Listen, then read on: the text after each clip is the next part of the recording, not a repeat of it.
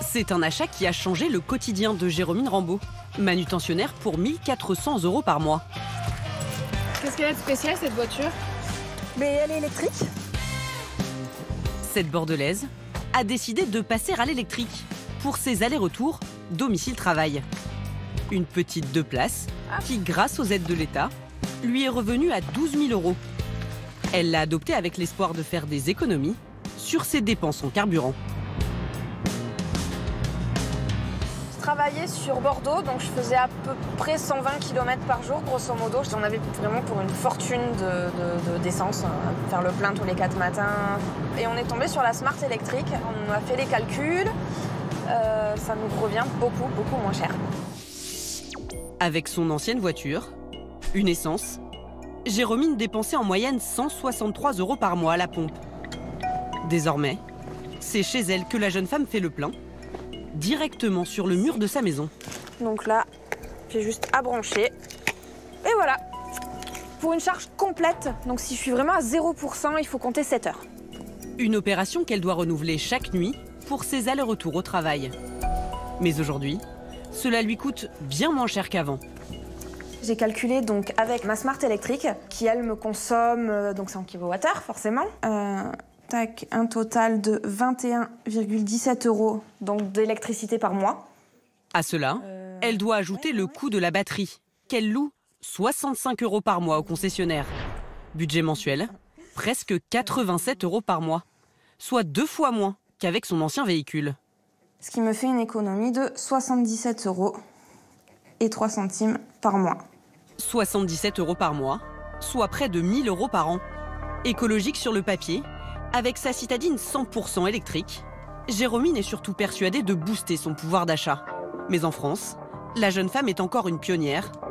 Passer à l'électrique resterait encore un sujet controversé.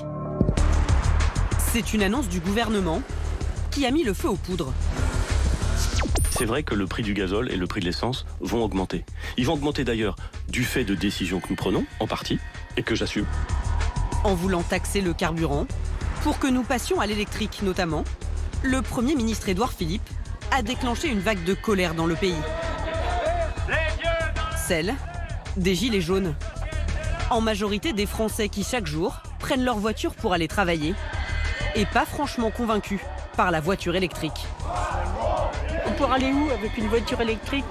Que ceux qui n'ont pas beaucoup de kilomètres à faire, mais ceux qui ont des grands parcours pour aller au travail, ils ne pourront pas. Tout le monde n'a pas les moyens d'avoir des voitures. Rouler électrique a effectivement un prix. Aujourd'hui, la voiture la plus vendue en France, une 4 places, revient à 24 400 €.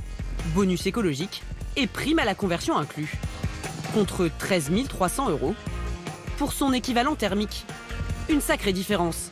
Mais comme l'électricité coûte moins cher que l'essence, le consommateur s'y retrouve-t-il sur la durée? Libre d'écouter la mer, la route ou juste le silence. Est-il certain de pouvoir avaler les kilomètres en toute sérénité? Et finalement, la voiture électrique est-elle vraiment plus écologique qu'un diesel ou une essence? Cet après-midi, pour Jérôme, la Bordelaise, direction le centre-ville, pour une séance shopping. Avec sa fameuse citadine 100% électrique, elle a comme à chaque fois droit au tapis rouge. J'ai 2 places réservées véhicules électriques. Les voitures à essence ont interdiction de s'y garer. Et en prime, elle peut faire le plein d'électricité. C'est gratuit, je ne paye rien du tout et je peux aller faire mon shopping, je peux aller manger quelque part. Dans l'agglomération bordelaise, il y a plus de 200 bornes gratuites comme celle-ci. Grâce à ce genre de facilité, Jérôme arrive en avance à son rendez-vous. Allô? T'es où? T'as trouvé pour te garer? Son amie, elle, roule à l'essence. Elle est en retard. Ah merde! Salut! J'aime bien ma voiture, sauf pour venir à Bordeaux. C'est moins pratique. Avec l'argent qu'elle ne dépense pas chaque mois à la pompe, la jeune femme n'hésite pas à s'offrir de temps en temps des petits plaisirs en magasin. 40 € d'achat cette fois-ci. Pris un petit livre. Qu'est-ce qu'on a pris? Des BD. Et un CD. Plus économique, plus pratique, la voiture électrique a l'air parfaite pour Jérôme. Et pourtant, la jeune femme serait confrontée à un problème récurrent, celui de l'autonomie. Cette passionnée de cheval doit se rendre ce matin dans plusieurs centres équestres pour leur livrer du matériel. Dans le jardin, sa voiture électrique a chargé toute la nuit. Alors là, elle m'annonce donc au total 109 km d'autonomie. 109 km, insuffisant pour faire sa tournée selon elle. Alors Jérôme doit se rabattre sur son vieux monospace diesel qu'elle partage avec son compagnon. Les grosses tournées comme aujourd'hui, je vais être à peu près à une centaine de kilomètres, 110 km. Donc voilà, le poids plus, là on est en période d'hiver, donc voilà, je peux être amenée à allumer le chauffage. Tout ça cumulé fait qu'avec la Smart, c'est pas possible. Je prends un risque de tomber en panne. Sur le chemin qu'elle va emprunter, il n'y a aucune borne où elle pourrait charger rapidement son véhicule électrique. Il y en a très très peu. Voilà, hormis chez les particuliers, certains qui proposent leur prise, mais ça reste quand même rare. Donc voilà, c'est vrai que de ce côté-là, l'autonomie reste un réel problème. Ne pas pouvoir faire de longs trajets en voiture électrique, Salut, ça va? C'est souvent une cause de déconvenue pour leurs propriétaires. Sur les sites internet de petites annonces automobiles, de nombreux véhicules électriques sont vendus d'occasion. À chaque fois, au bout du fil, les vendeurs ont le même discours. Quel est le principal problème selon vous? Il y a 170 km d'autonomie. C'est vrai que moi au départ j'avais pas vu ça comme une contrainte et puis je me suis dit bon c'est sympa et puis finalement oui. Pour descendre en vacances à Nice, il va falloir que je prévoie 4 jours. Ça ne peut aujourd'hui rester qu'un véhicule qui sert à faire domicile-boulot, boulot-domicile, quoi. Face à ce problème d'autonomie, un frein pour certains, comment malgré tout convaincre les Français de passer à l'électrique? Peut-être en installant plus de bornes de recharge. En France, il n'y en aurait pour l'heure que 22 000, pour environ 150 000 véhicules électriques en circulation. Le gouvernement voudrait en voir installer 4 fois plus d'ici 2022. Mais ces bornes sont-elles aussi pratiques à utiliser qu'une pompe à essence? Jérôme Chevalier roule exclusivement en électrique. 50 000 km au compteur par an. Alors avoir des bornes accessibles, c'est essentiel pour lui. Dans les Côtes d'Armor où il habite, ce Breton estime avoir de la chance. Des bornes, il n'en manque pas. 172 au total, toutes gratuites pour l'instant. Et là, on va arriver sur une borne. On voit qu'il y a déjà une Zoé qui est là. Le problème, c'est qu'elle ne serait pas toujours très pratique. On a une borne là, donc déjà, il y a quelqu'un qui l'utilise. Donc j'ai un emplacement de libre pour moi. Mais aujourd'hui, si je voulais me servir de cette borne-là, il faudrait que j'ai un câble qui puisse utiliser ce connecteur-là. J'ai pas le câble qui correspond à cette borne-là. J'aurais pu me brancher de l'autre côté, mais j'ai déjà un véhicule. Un problème de compatibilité que rencontrent souvent les propriétaires. Mais même s'il avait pu se charger à la place de cette voiture, Jérôme aurait dû prendre son mal en patience. Mais si je voulais me recharger sur cette borne-là, avec un véhicule qui est pourtant moderne, on ne peut pas plus moderne aujourd'hui que ça, je mettrais 10 à 12 heures à me recharger, là-dessus, sur cette borne-là. Celles qu'il cherche, ce sont les bornes dites rapides, beaucoup moins nombreuses. Pour les repérer, il utilise une application qui les répertorie en France. On va aller se recharger à la borne de Trégueux. Cette fameuse borne est à 16 km de là, en pleine campagne. Mais elle vaut le détour, car il va pouvoir charger sa voiture beaucoup plus rapidement. J'arrive, je me branche, je reste une demi-heure, je repars, je peux faire plus de 200 km. Dans les Côtes d'Armor, on est super content. Des bornes comme ça, on en a 8, c'est super. Il y a des départements où ils en ont 0 ou 1. Il faut dire que ce genre de borne publique coûte cher aux communes. En moyenne, 45 000 €, raccordement compris, avec seulement 13 500 € d'aide de l'État. Résultat, les bornes normales, plus lentes, sont plus présentes sur le territoire, car beaucoup moins chères, 9 000 € en moyenne. Malgré ces contraintes, Jérôme Chevalier continue de miser à fond sur l'électrique, à tel point qu'il a monté une petite affaire.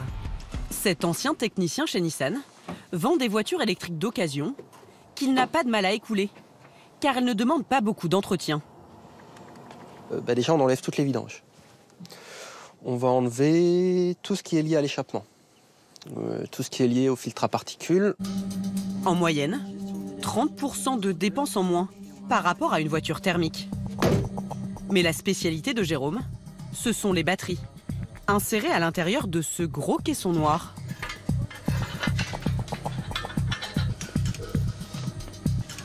Ça, c'est le contenu d'une batterie de C0. On va retrouver une douzaine d'éléments comme celui-là, qu'on va retrouver stockés comme cela. Jérôme est l'un des rares en France à être habilité à les réparer. Pour l'instant, il n'intervient que sur quelques voitures, car une batterie durerait longtemps, 10 ans en moyenne.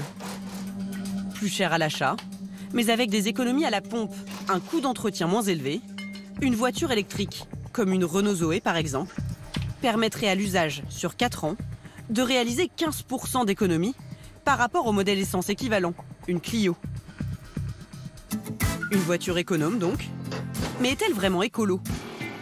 L'élément clé de la voiture électrique, la batterie, est pourtant loin d'être verte, et notamment avec ce qu'elle renferme. Car pour la fabriquer, il faut aller chercher des matières premières rares aux 4 coins du monde. En Bolivie, c'est le lithium. Son extraction détruirait les sols et contaminerait l'eau. En Afrique, l'exploitation du cobalt dans des conditions inhumaines financerait les conflits armés. En Asie, dans les pays de l'Est, aux États-Unis, les usines de fabrication de batteries seraient responsables d'une importante pollution de l'air. Tout ce processus émet du gaz à effet de serre. Et cela nuit à l'image d'une voiture considérée comme vertueuse. En pleine crise des Gilets jaunes, la voiture électrique a même fait l'objet de vives critiques. Les batteries aussi polluent.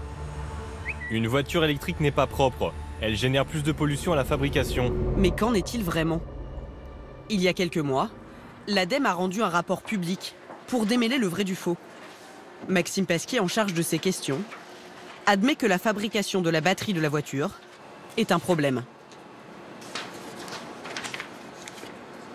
L'extraction de ces matières premières est une action qui est émettrice de gaz à effet de serre.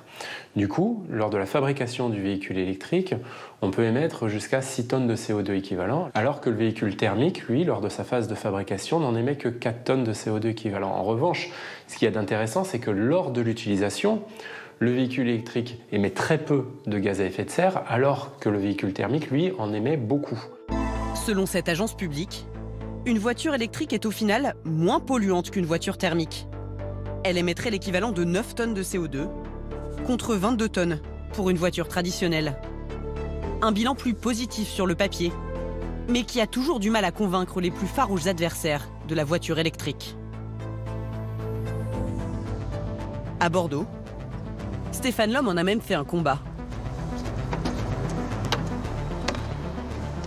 Bien là, je débranche ces voitures électriques tout simplement parce que je conteste le fait que la voiture électrique soit écologique. Elle est une calamité environnementale au même titre que la voiture essence ou diesel. Ce militant écologiste ne se contente pas de fâcher quelques automobilistes. Il a carrément fait supprimer les termes propres et écologiques des publicités pour la voiture électrique. Si aujourd'hui il admet qu'elles rendent l'air beaucoup plus respirable, à l'usage, les voitures électriques ne sont pas zéro émission. Elles émettent elles aussi des particules fines, via les plaquettes de frein par exemple. Mais c'est surtout le mode de production de l'électricité en France, le carburant de ces voitures, qu'il dénonce. En France, l'électricité utilisée pour recharger les batteries est à 75% nucléaire. Et donc, c'est la production de déchets radioactifs, c'est les risques d'accidents. Et donc, c'est encore moins écologique. En France, la voiture électrique est finalement une voiture nucléaire. Malgré les réserves de certains, les Français commencent à se tourner timidement vers la voiture électrique. Depuis le début de l'année, il s'en est vendu 33 000, soit 20% de plus qu'en 2017.